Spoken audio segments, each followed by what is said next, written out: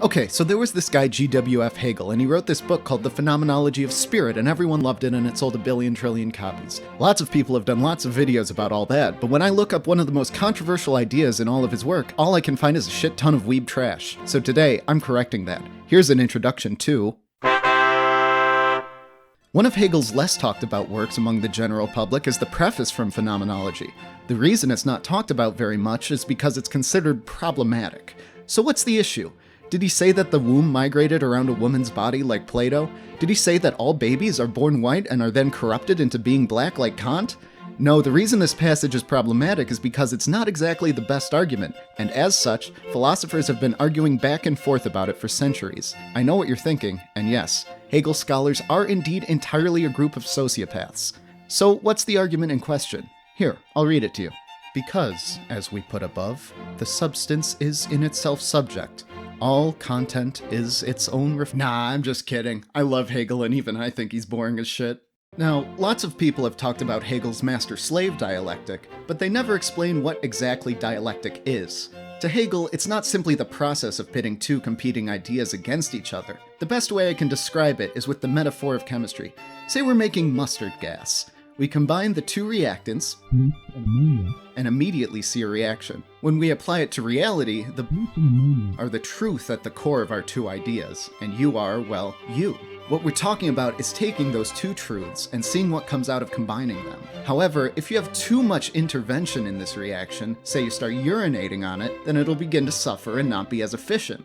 Hegel argues it's the same thing with the dialectic. It can only happen because of us, but if we get too involved, we ruin it, so it's best to let the ideas fight among themselves. So what's Panlogism then? Well, Hegel never talks about it in his work. In fact, it's generally used as an insult against Hegel.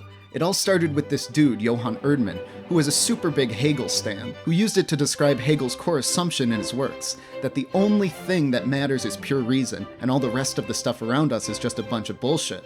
Of course, it's a little hard to ask Hegel for clarification if this is what he actually meant, because, you know, he's dead. Nevertheless, the debate rages on.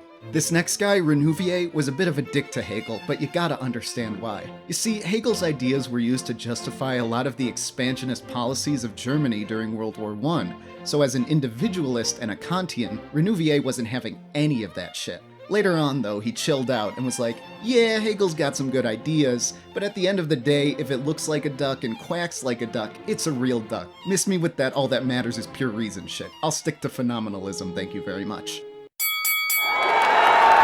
Ladies and gentlemen, welcome to the 1907 French Society of Philosophy cage match.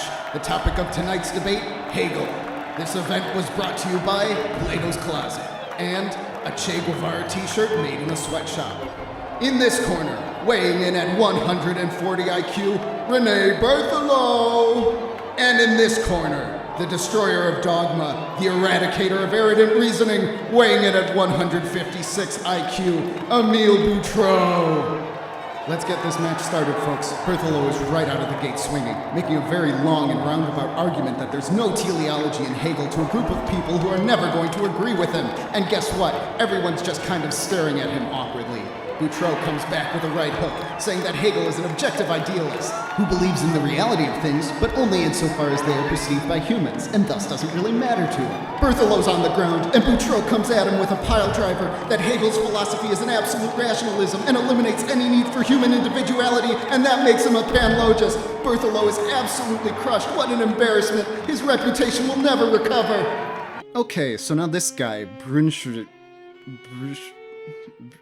Mr. B builds on these other guys' works, and says that Hegel was cool and all, but he didn't know about science, so we should take his ideas with a grain of salt. The only reason I mention him is because of this. Hegel posits a logic or a panlogist universe governed by the monotone deployment of the ternary rhythm of dialectics. Sick burn!